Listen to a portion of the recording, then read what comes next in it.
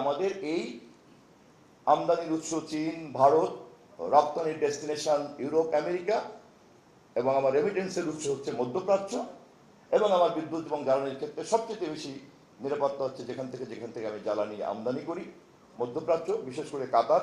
অন্যদিকে হচ্ছে আপনার রাশিয়ার $1 billion nuclear power plant project. আমাকে এমন একটা নীতি বের করতে হবে এই সমস্ত কম্পোনেন্টকে আমি যাতে অ্যাসেম্বল করতে পারি। এখন যখনই কোনো কথা আমাকে অ্যাসেম্বল করার পথে বাধা দিবে, এমন কোনো কথা যে কথা বলতে গেলে পরে আমাকে বাদ দিতে হবে, চীনের আমদানি করা যাবে না, আমাকে বাদ দিতে হবে, না না না না না ভারত তো বিরাট ব্যাপার, সমস্যা, না না না আমেরিকাতে রপ্তানি করা যাবে না, অথবা নিউক্লিয়ার প্ল্যান্ট আওয়ামী লীগ করে সেটা বাদ দিয়ে দিতে হবে।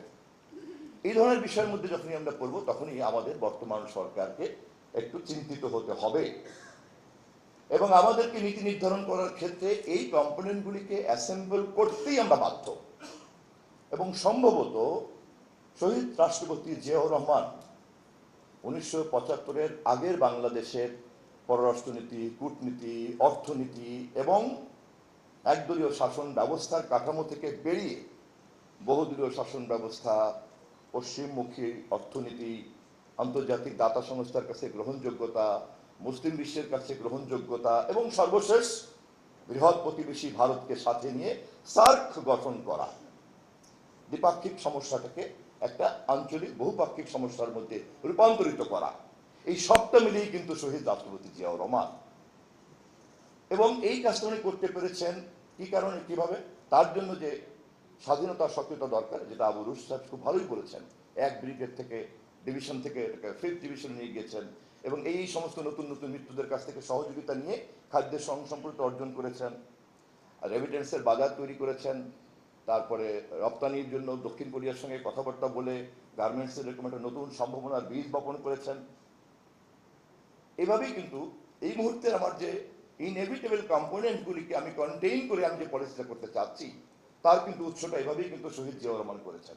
এ কারণেই কিন্তু একদিকে যেমন এই কাজটা করার জন্য সক্রিয়তা দরকার পড়েছে, সেজন্য তিনি যেমন বীরের মতো কথা বলেছেন, হেলিকপ্টারে করে গিয়ে হোয়াইট হাউসে গিয়ে বিশ্ববাসীর কাছে বাংলাদেশের মতো একটা দেশকে আলাদাভাবে তুলে ধরেছেন, অপরদিকে কিন্তু এই সকল শক্তিগুলিকে সাথে নিয়ে কাজ করেছেন।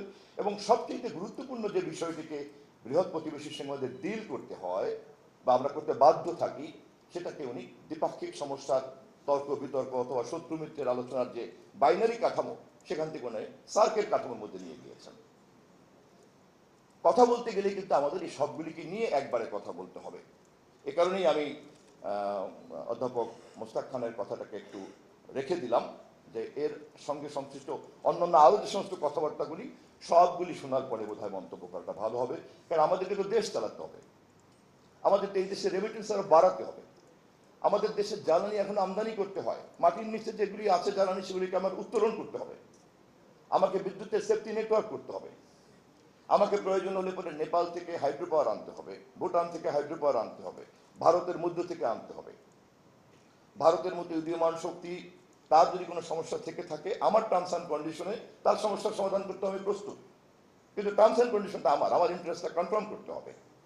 So nothing negativity, we are inclusive, এবং সেভাবে কথা বলি।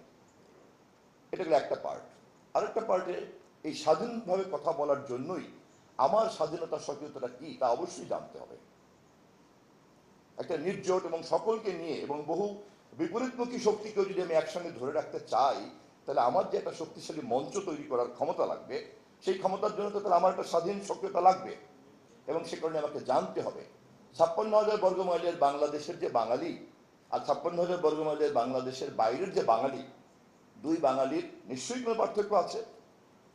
বাংলাদেশের কোনো বাঙালিকে কলকাতার কোনো বুদ্ধিজীবীর কাছ থেকে আমি বাঙালি কি বাঙালি না বা কতটা খাঁটি, এই সার্টিফিকেট তো আমার কলকাতায় গিয়ে নিতে হবে না। অথবা কেউ যদি এসে আমাকে দাবি করেন যে তুমি মুসলমান কি মুসলমান না, শহীদ জিয়াউর রহমান মুসলমান কি মুসলমান না, এই সার্টিফিকেট পিন্ডির মসজিদের ইমাম সাহেবের কাছ থেকে নিতে হবে, অথবা করাচির জামে ইমাম সাহেবের কাছ থেকে নিতে হবে? নো।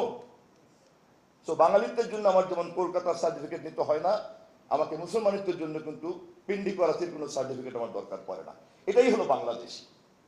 এই স্বকীয়তা যখনই চিন্তার মধ্যে আসে তখনই কিন্তু আমি বুঝি যে আমার স্বকীয়তা কতটুকু এবং আমার স্বকীয়তায় কে কে সম্মান করে, মর্যাদা দেয়, এবং আমার এই স্বকীয়তা বজায় রাখার জন্য কোন কোন শক্তির সঙ্গে আমি সম্মিলিতভাবে থাকতে বাধ্য। এখানেই কিন্তু আমার নিজের স্বার্থ ভিত্তিক একটা বৃহত্তর ঐক্যের দ্বার সবসময় উন্মুক্ত থাকে। শহীদ জিয়া রহমান কিন্তু তাই করেছেন, এবং করেছেন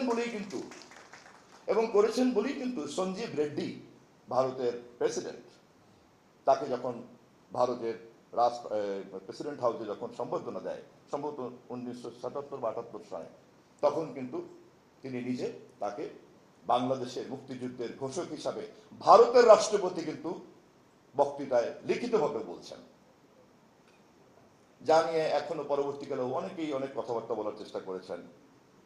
এই নীতিমালাগুলি অবলম্বন করেছেন বলেই কিন্তু ভারতের রাষ্ট্রপতি শহীদ জিয়া রহমানকে এই কথাগুলি বলেছেন।